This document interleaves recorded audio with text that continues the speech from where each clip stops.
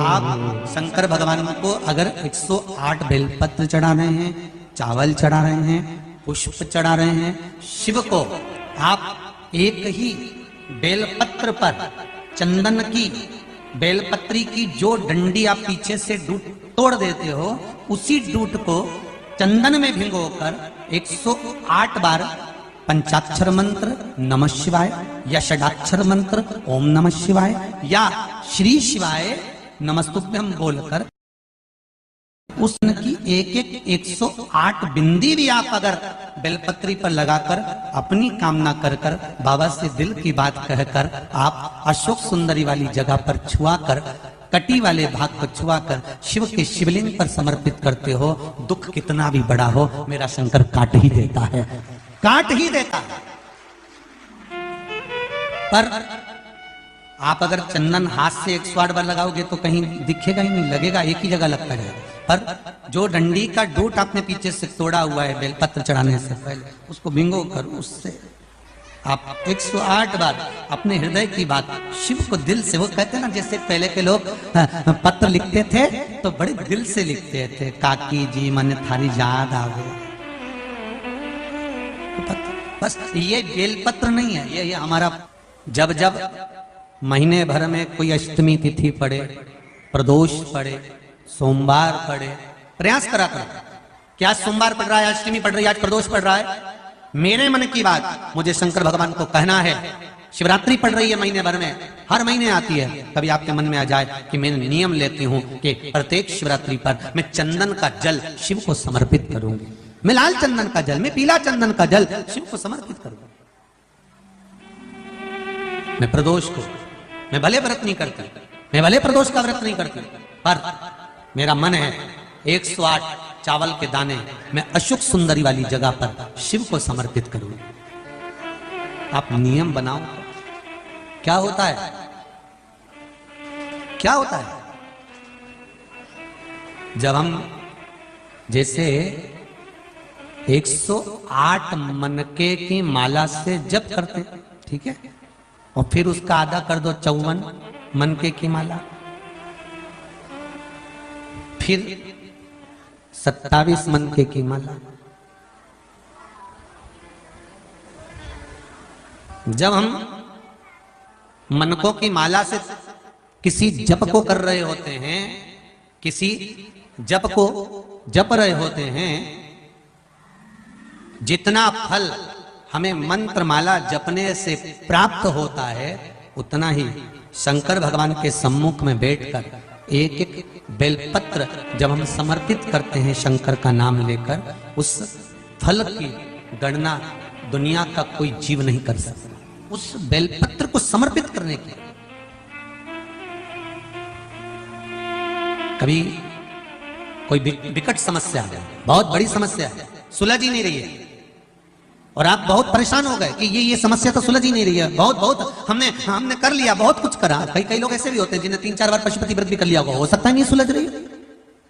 कभी कभी कोई पाप कर्म व्यक्ति के पूर्व के इतने प्रबल होते हैं कि वो कटने में भी समय ले लेते।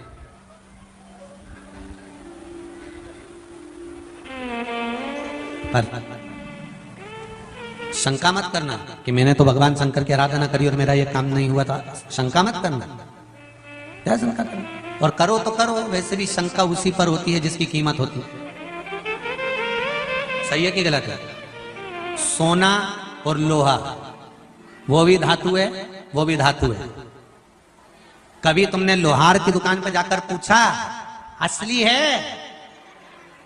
कभी लोहार की दुकान पर जाके पूछा तुमने लोहे को असली है? और तुम सुनार की दुकान पे जाके क्या कहते हो?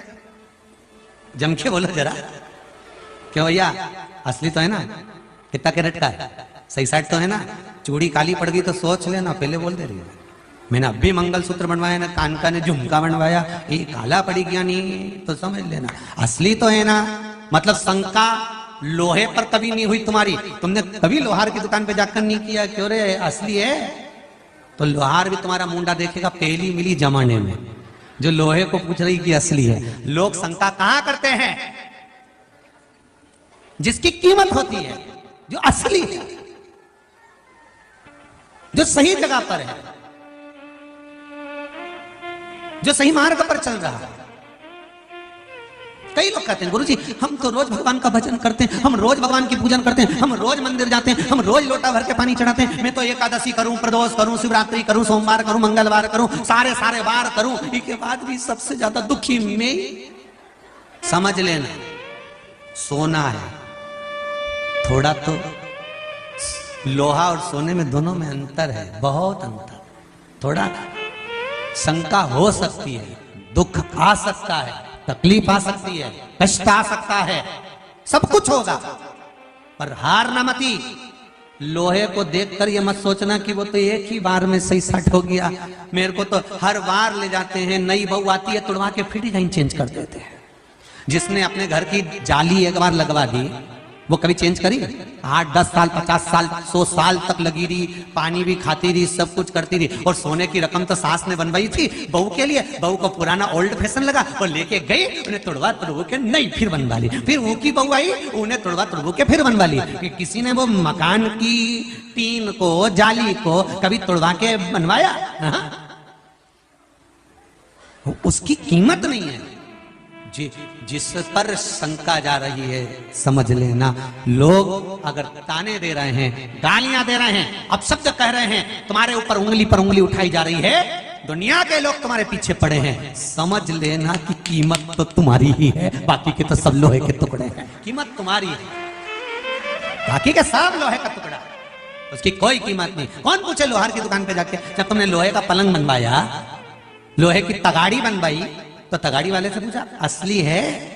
तो लोहार भी कहेगा ओ जगदम्बा कहां से आई दादा, चल जा।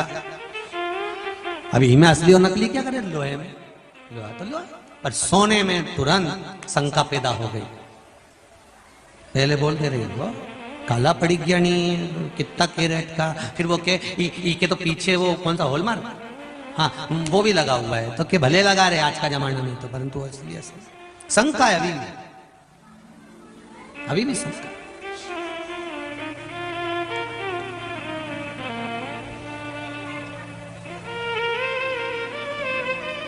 बेटे की शादी करो, नई बहू आए तो भी शंका। ओरिजिनल है, सोने का खान, सोने का टुकड़ा, सोने की रकम, फिर शंका। घर लेके चलेगी कि नहीं चलेगी?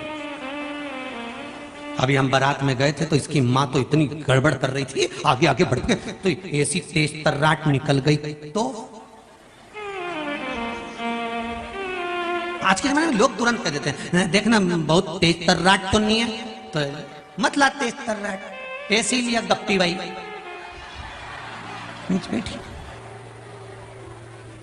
अरे भगवान से प्रार्थना करो ऐसी तेज तर्राट मिले, क्योंकि तुम तो निपट के चली जाओगी, सारी दुनिया से निपटने के लिए इसको तैयार मिलना चाहिए।